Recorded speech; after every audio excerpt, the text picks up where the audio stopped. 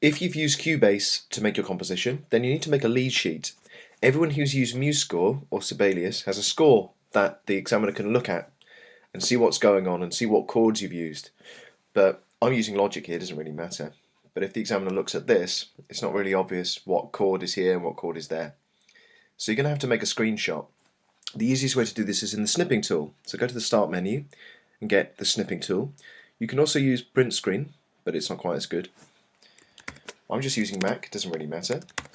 So once I've got my screenshot of all my tracks and the instruments I'm using, and also the bar numbers too, that's quite important, these bar numbers up here. Once you've got that, you can go to PowerPoint, blank presentation, and you need to set the screen size, or rather the slide size design, to page setup for A4, and landscape is fine. Then you're left with this. You don't really need this text on it, so then I like to go to Home, Layout, Blank. I can paste my screenshot in there, make sure it doesn't take up the whole page, so that you've got plenty of space around the outside to write little boxes and little bits of text about what you did. It might be that you need to take several screenshots over 1 or 2 slides or 3 slides. It's not a 20 slide presentation bar by bar, it's more of like a big picture look at your piece. And then I can go, okay, well, I know at this section, what musical things did you write about? And you might even need to get someone's help to say, oh, do you know what chord is this? I'm just looking for shapes and lines here. Okay, so I've got shapes, lines. I know at this position,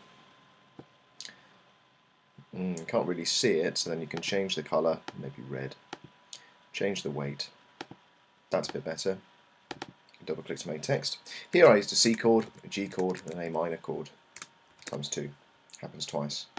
So information like this to tell the examiner what's going on.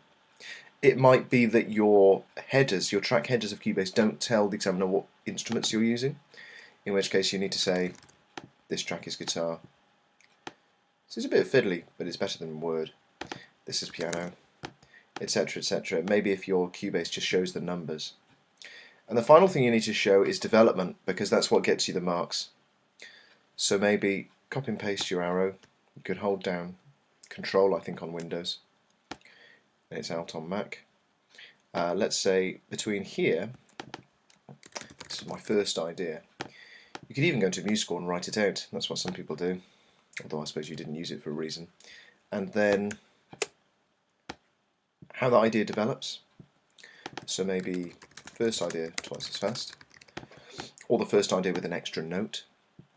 So to explain what actually changed here, what developed. Those 3 things are really important.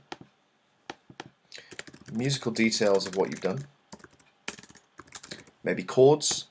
Maybe this bit's loud, this bit's quiet, because even that's not obvious, is it, on the screenshot, unless you open up the automation and show them that. Then possibly instruments for each track, depending on whether or not you've got it in Cubase or not, and it might be, even if it's in Cubase, it's not very visible. And the third thing is showing development. Don't forget to set the page to A4, otherwise when you print it, it's not going to make any sense. And that's how you make a quick lead sheet and commentary of your Cubase piece. Remember, this doesn't take the place of the log. The log is also important, and it might be that some of these development ideas you also include in your log. And then the examiner will definitely see what you've done.